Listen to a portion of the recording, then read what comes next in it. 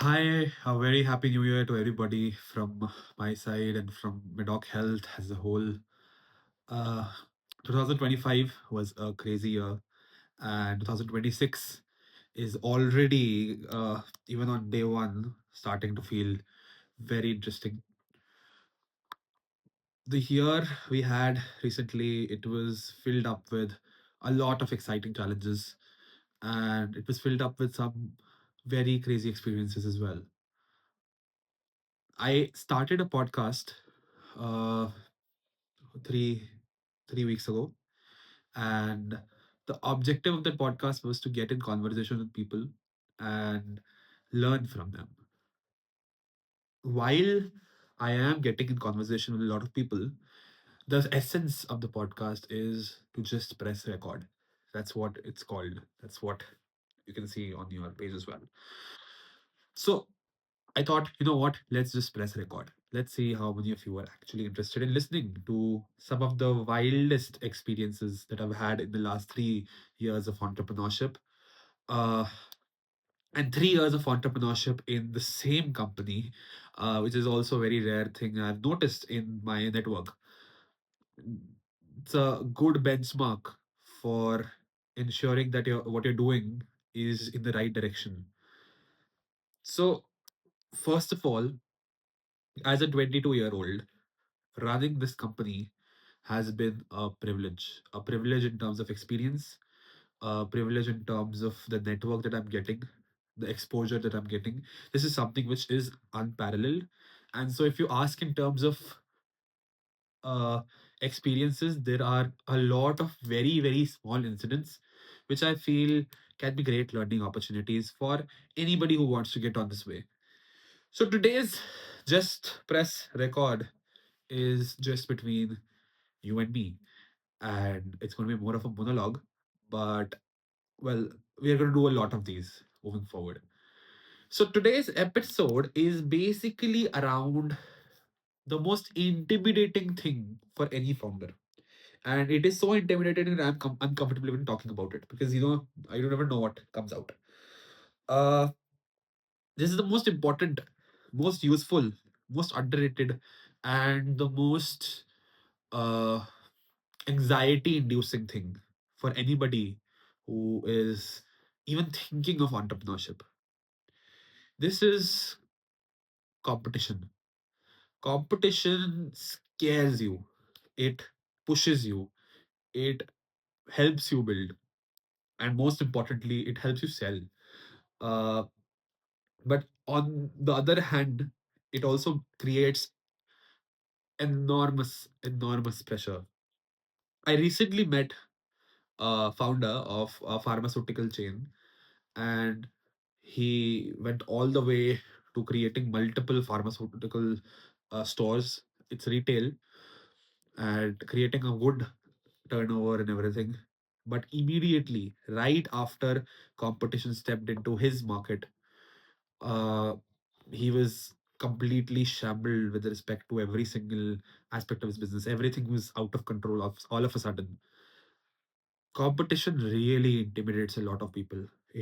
It forces you in a lot of times to move into a direction where you actually do not want to go, and a direction where you do not need to go.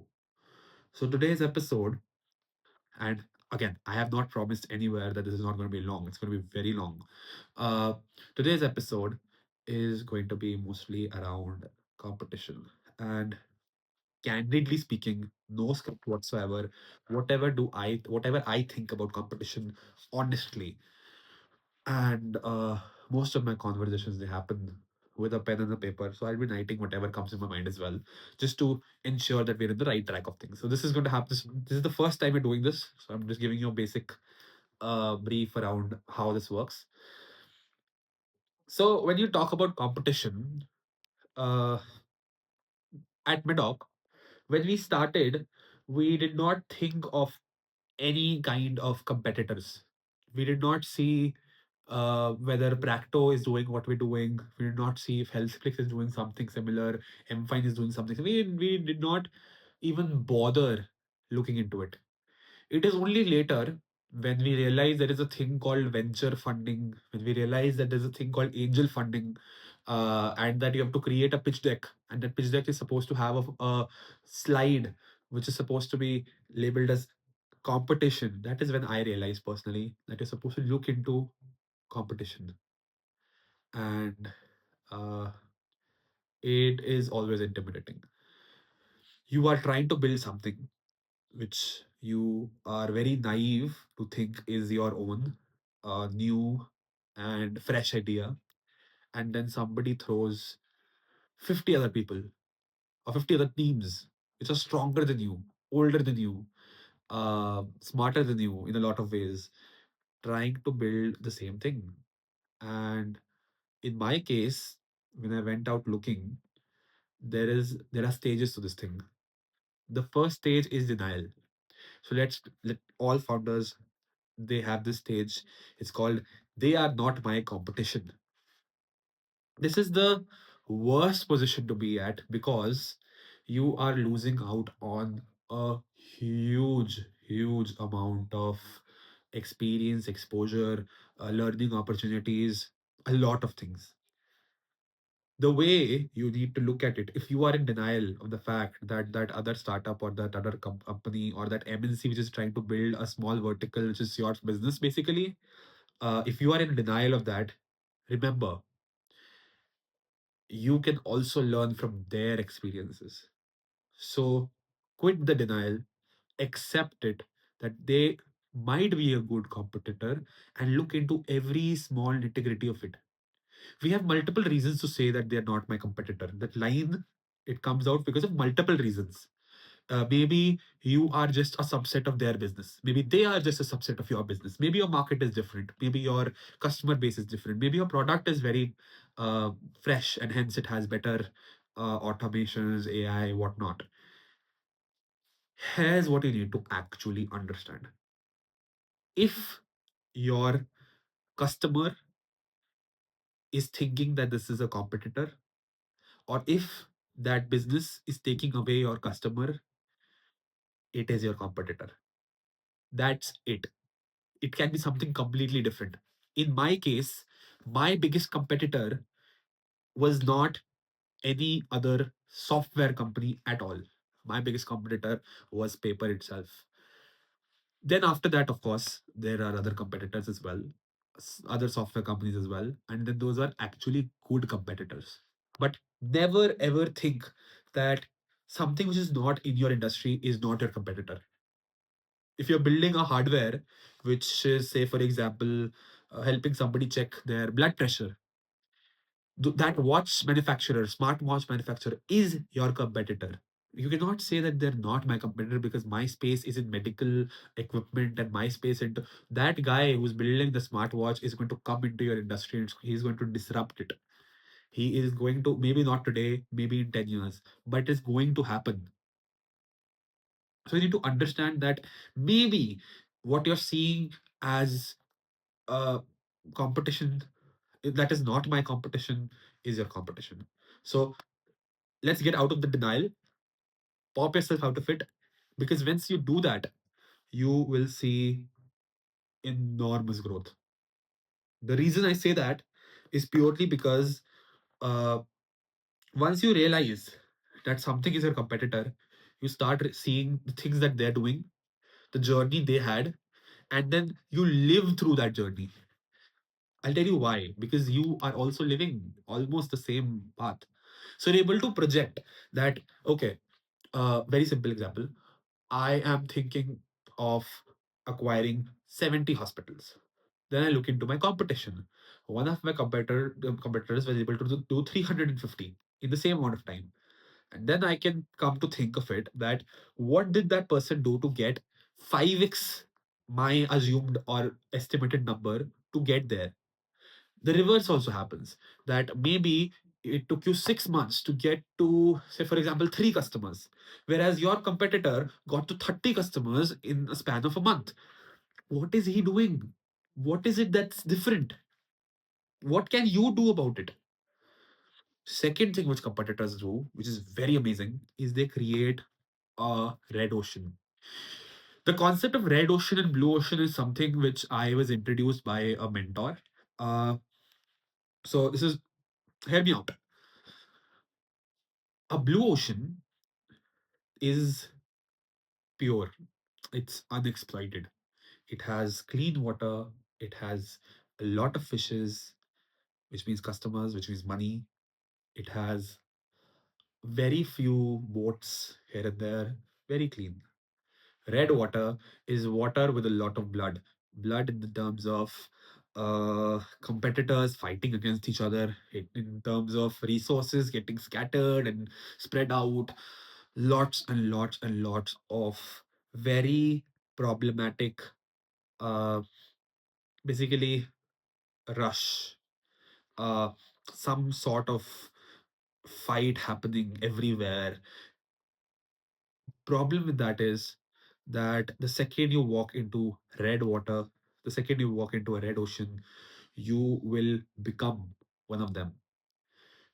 It's the same as rat races. The second you enter a rat race, even if you are a dog, you'll become a rat. The second you put yourself into a rat race, walking into a red ocean is equivalent of walking into, say for example, a rat race, or walking into, say for example, purposefully ensuring that you get to mediocrity. You're purposefully ensuring that you are able to do nothing more than mediocre. That's a problem. That's a very very major problem, because that's where you will start breaking things. Third thing, where you'll really find it very interesting, and where you'll really find it very uh probably insightful, is that if you actually are right now in a red ocean, it's very difficult to jump into blue oceans. Very, very difficult. Because you are already in the fight. If you don't keep fighting, somebody will destroy you.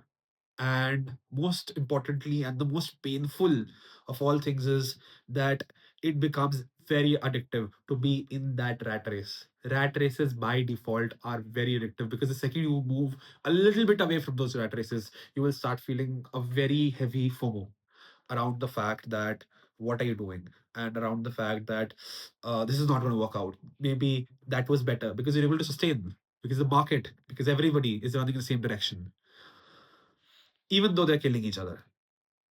Blue oceans are serene, peaceful, and very quiet. And sometimes that quiet is the problem, because not everybody can actually digest the quiet.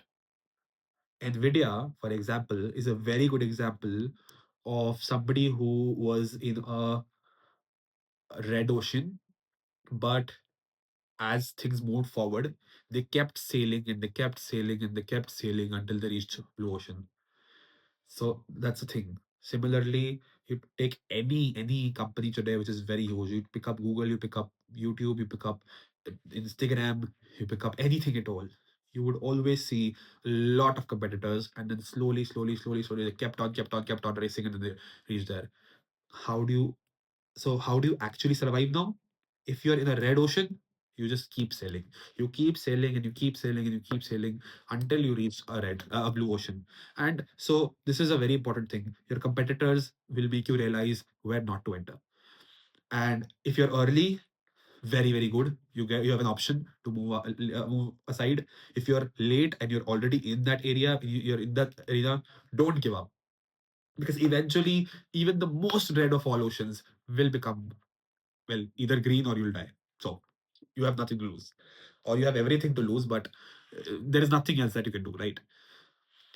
Third thing which competition does is it pushes you. It ensures that you're on your feet at all times. Because if you are not on your feet, somebody else will come and they will, well, take away all the land under your feet. And that is a very important thing. Competitors show you to be humble, because if you make even a single mistake, or if you say that I am better than them in five different ways, and the next day they come up and they're introducing five new features which are basically better than yours, you will be messed up in your bed. You will be messed up in your head. I've seen this happen so many times with so many people. somebody comes up with a promotional or maybe a very negative promotional video or a message or whatever, and then suddenly things just go south very fast. Third thing I've noticed is that, or whatever counting I've lost count, is that competition creates a lot of pressure. So I've been telling about goods of competition, but the negative of this entire thing is that you really don't need to look into competitors so much.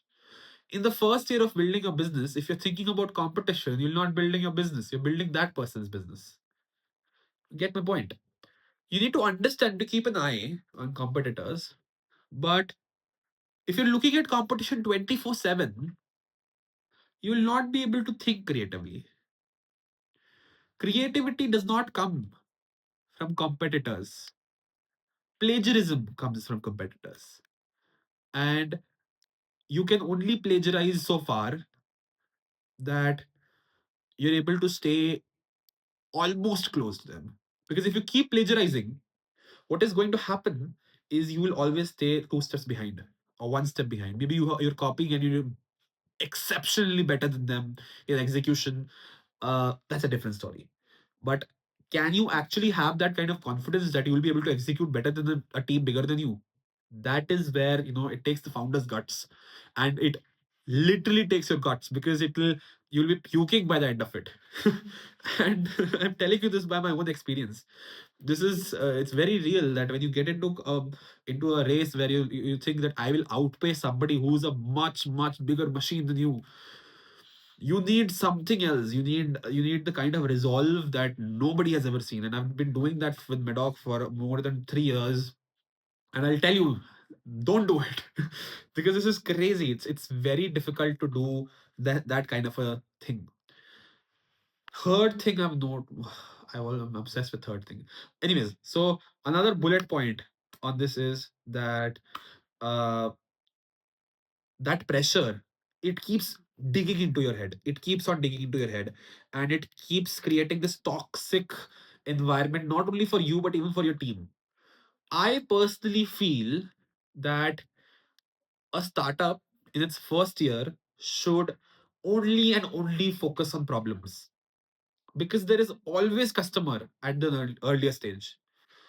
Second year also, you look into competitors, you see your local level competition, you see what is happening in the industry, you try to understand and line yourself up with it, and then you just run. uh you don't you don't go head to head. Bad idea. You need to get into places where you're able to say that I will give you the same thing for half the rate, maybe, because I don't have the resources that they need to build this. Basically, service at a very large scale is also very expensive. Third thing, or whatever the number thing that I am seeing here, with respect to competition, is that it really teaches you that you're doing business. There is no business without competition. Because if you are the first of your product, people will not understand you as easily as they would if you are not the first. First mover advantage is real, but first mover disadvantage is also very real, because now you'll have to start training people. You'll have to start creating a behavior change, and it's very expensive. First mover advantage is obvious. Is it even worth it or not? Let's discuss that some other day. But then the point here is that as a first mover or as a person who has innovated, there is a huge risk any day. But if you're doing it, and if you're doing it right, there's always an upside. All in all, competition teaches you a lot. Competition creates a lot of pressure. Keep your distance with competitors. Don't go head on in your first year at least. And competitors will teach you a lot, but they're not the best teacher. So just remember that they're going to teach you so much, but not more than your customer. If you focus on competitors, and everybody in the world will try to get you to focus on here's a very simple thing. If you meet somebody who is trying to get you to admit that your competitor is better than you and you should stop the business because of that competitor, stay away from that person, because he's not thinking for your benefit. This is my honest feedback. Rather be with somebody who makes you aware of the fact that there is competition, but this is how you can actually move forward. That's constructive. These are very small cues. I'll get to those later, some other episode, around what are the different cues of people that, positive people, negative people, people who are pulling you down, people who are. I'm also learning these things, and I would love to share whatever I have in this entire thing, but it's very real. Anybody who's telling you that you should stop your business because there's already competition, there's already a product which is building that, maybe out of curiosity, even. Uh, Try to distance yourself, not because that person is wrong, but because that person will actually get into your head, and you will end up worrying about a competition. It will become this very vicious cycle, and then you'll keep on thinking about what they're doing, and eventually you'll get into the rat race. So the best way to stay in blue ocean, if you're in the red ocean, is to imagine that you're not in the red ocean. Delusional, yes, but for now it works. And create a barricade of sorts. Try to navigate through. If you see some boat coming your way, somebody trying to hit you, you just navigate yourself out of the way. Try to hover, go past all of these problems. And eventually, once you have enough resources, then you stop, you look around, and you see, now you come. Now we'll see competition. Now we'll beat you head on. And that is what you want. Uh, so this is roughly everything that I had. I'm starting this year talking about competitors, not because I am currently problem like I have a problem with them right now. Of course, they're a bit of a problem when you're trying to make sales, but yeah, uh, it's very interesting to showcase, slide decks with, we are 25% better than our competitors, written everywhere, or 100% better than our competitors written everywhere. And it's just very interesting to send those proposals when you know that it's not the right comparison. A lot of times your customer does not even care about competition, for most reasons, other than the fact that unless they're getting a lot of features at a very less price. But you have to understand that your competitors are actually setting the industry trend. uh, whilst all of these things are true, the best thing you can do is just build. Just just focus on building. Focus on the problem and what you're doing to solve it. What is the problem? If you're still asking that question, it's a very valid question, and you can have that question at any point of time. We'll have a discussion on this in the next recording after I fix the pen. Thank you very much for this entire thing. Very happy new year to everybody.